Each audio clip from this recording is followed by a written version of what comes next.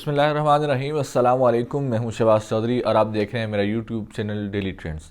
नाज़रीन, पाकिस्तानी सियासत में कल की रात बहुत ही भारी रात थी। ख़ास तौर पर पाकिस्तान मुस्लिम लीग नून के लिए एक ऐसा डरावना ख्वाब था कि वज़ीर आज़म हाउस की 100 घंटे की ऑडियो डार्क वेब के ऊपर लीक कर दी गई।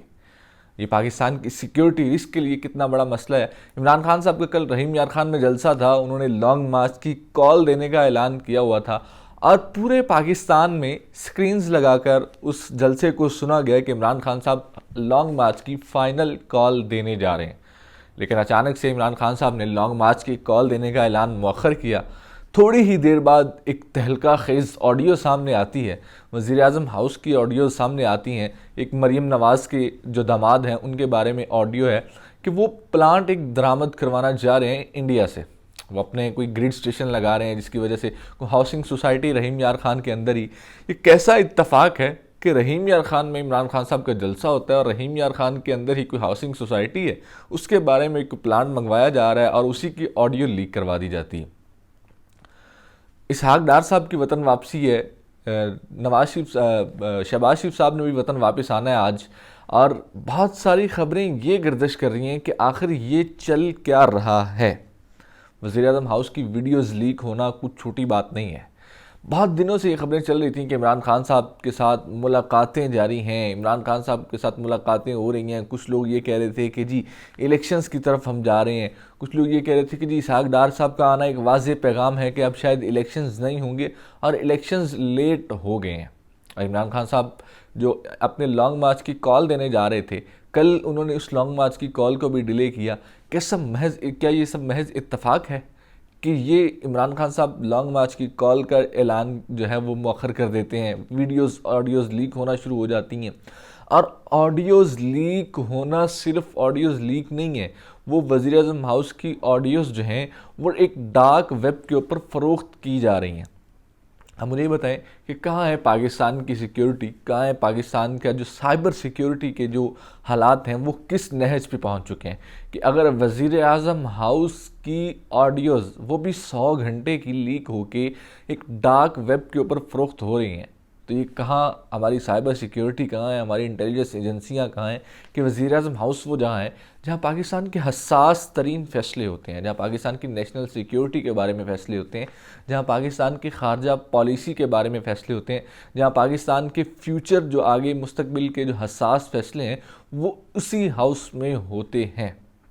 अब सवाल यहाँ पे ये पैदा होता है कि ऑडियोज़ कौन लीक कर सकता है, कैसे लीक कर सकता है। इस ऑडियोज़ की नोयत देखी जाए, इन ऑडियोज़ की, तो ये ऑडियोज़ शायद मोबाइल से रिकॉर्ड करता है। जब आप किसी गुफ्तगू में बैठे हों, पास कोई बंदा बैठा अपना मोबाइल ऑन की रिकॉर्डिंग ऑन करे और इन ऑडियोज़ को रिकॉर्ड करे। इन ऑडियोज़ में बहुत कुछ है। एक ऑडियोज़ मरीम नवाज़ और वज़ीर आज़म शहबाज शरीफ साहब की ऑडियो भी है। बहुत सारी ऑडियोज़ हैं इनमें। एक तो पेट्रोल के बारे में बात हो रही है कि जी पेट्रोल महंगा करें। मरीम नवाज़ जो अक्सर प्रेस कॉन्फ्रेंस में हर दफ़ा जब पेट्रोल महंगा होता था और वो प्रेस कॉन्फ्रेंस में आके एक ही बात करती थी, जी मैं तो इसकी मुखालिफ हूँ, हम हुकूमत के ऊपर किसी भी तरह से पेट्रोल पम्प गिराने के लिए तैयार नहीं है।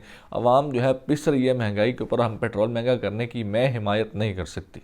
लेकिन इन ऑडियोज़ लीक में कहा जा रहा है कि जी वज़ीर आज़म शहबाज शरीफ मुखालफत कर रहे हैं और मरीम नवाज़ जो हैं वो बाकायदा तौर पे इस चीज़ का मशवरा दे रही हैं कि जी पेट्रोल की कीमत बढ़ाई जाए, इसके बगैर गुजारा नहीं है। इस्तीफ़ों के मामले में भी ऑडियो सामने आई है कि जी पीटीआई के 10-10, 12-12 इस्तीफ़े करके मंजूर किए जाएं।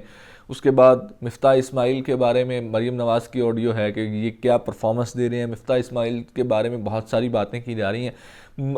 हमने पिछले वीलॉग में मैंने आपको बताया था कि किस तरीके से जो पाकिस्तान मुस्लिम लीग नून है उनकी अंदरूनी लड़ाई जो है, नून लीग और शीन लीग की जो अंदरूनी लड़ाई है, किस तरीके से पाकिस्तान की मईशत को तबाह कर रही है।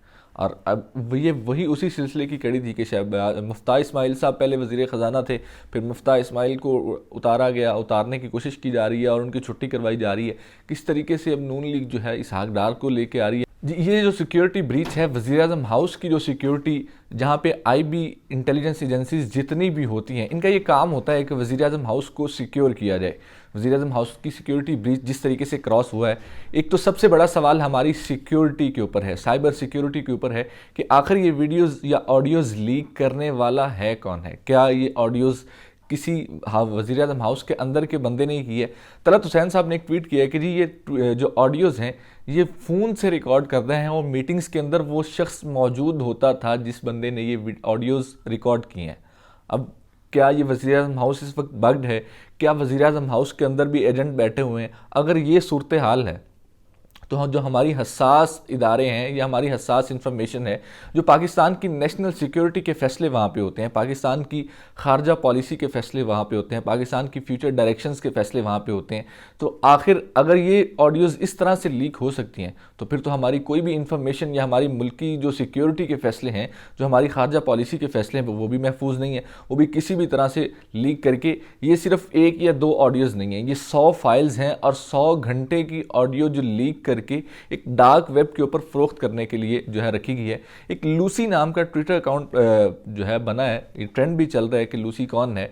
लूसी नाम का एक ट्विटर पे अकाउंट बनता है, वो कल ही एक अकाउंट बनता है और उसके ऊपर ऑडियोज़ आना शुरू हो जाती हैं और वो ऑडियोज़ आती हैं एक के बाद एक, एक के बाद एक, वो जितनी ऑडियोज़ हैं वो उसी अकाउंट पे आना शुरू हो जाती हैं। आखिर वो अकाउंट कौन सा है, वो अकाउंट कौन चला रहा है, कहाँ से ऑपरेट हो रहा है? अब इसमें एक तो बड़ा वाज़ेह पैगाम है। एक, शहबाज शरीफ साहब की ऑडियो कॉल लीक होना, इमरान खान साहब का लॉन्ग मार्च की कॉल मौखर करना और इसहाक डार साहब का ये बयान देना कि अभी कल फैसला हमने करना है कि मैं पाकिस्तान जाऊंगा या नहीं जाऊंगा।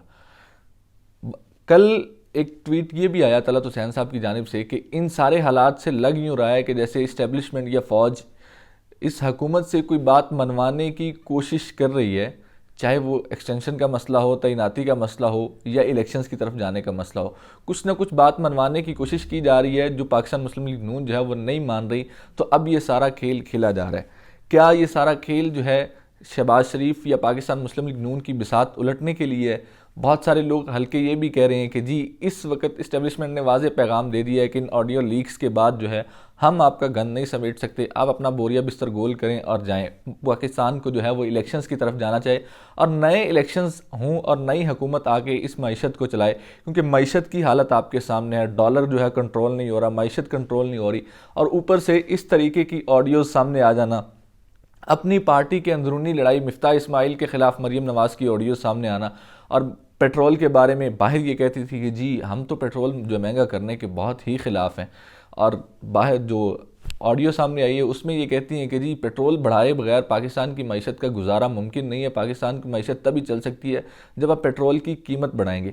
तो ये एक तो जो पाकिस्तान की सियासत के अंदर बाहर और अंदर मुनाफकत है वो भी सामने इस वीडियो ऑडियोज़ में आई है। अब देखना यह है कि इन ऑडियोज़ की फॉरेंसिक होती है या नहीं होती, या इन ऑडियोज़ के बाद हुकूमत क्या कहती है।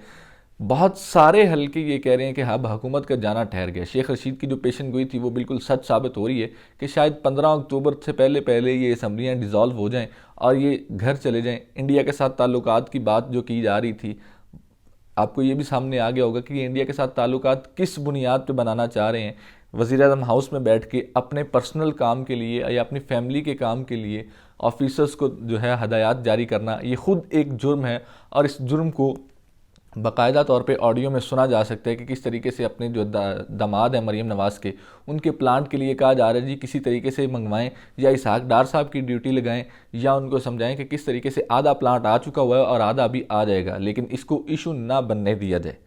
एक रात गए बड़ी अहम डेवलपमेंट ये हुई है कि जी शीरी मज़ारी के घर के बाहर पहले भी उनको एक दफ़ा उठाया गया था, अब उनके घर के बाहर वो उनकी रात को एक ट्वीट आई कि उनकी गली पे एक साइड पे 2 वाइट गाड़ियां जो हैं और दूसरी जो कोने पे उधर भी 2 सफ़ेद गाड़ियां खड़ी थीं।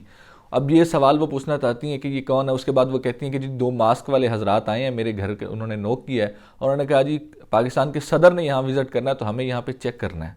तो वो मेरे घर को सारा चेक करके गए हैं, लेकिन मेरे घर में कोई पाकिस्तान के सदर पाकिस्तान का कोई विज़िट नहीं था। लेकिन एक ट्वीट उसके बाद बहुत सारे सहाफ़ियों ने की है, तलत हुसैन ने भी की है, सलीम साफ़ी ने भी की है कि रात गए सदर पाकिस्तान ने कोई बहुत अहम खुफिया मुलाकात की है। उसी हवाले से ये सोचा छोड़ा गया था कि शीरी मज़ारी के घर में ये सब किया गया। अब वो खुफिया मुलाकात क्या है, पहले भी ईवान सदर में एक मुलाकात हो चुकी है। अब वो खुफिया मुलाकात क्या है, किस तरह हुई है, कहाँ पर हुई है, ये सब चीज़ें भी आइंदा सामने आ जाएंगी। अभी तो फ़िलहाल जो ऑडियो का एक पिंडोरा बॉक्स खुला है, अब देखते हैं कि हुकूमत इससे कैसे बच के निकलती है, किस तरीके से इससे निकला जा सकता है या कैसे यहाँ से निकलेगी। क्या ये हुकूमत की जो ताबूत है उसमें आखिरी कील साबित होगा, या हुकूमत यहाँ से भी निकल जाएगी? क्या इस्टेब्लिशमेंट यहाँ पे भी इनकी मदद करेगी क्या या नहीं करेगी? इसी के साथ मुझे दीजिए इजाज़त और देखते रहिए डेली ट्रेंड्स।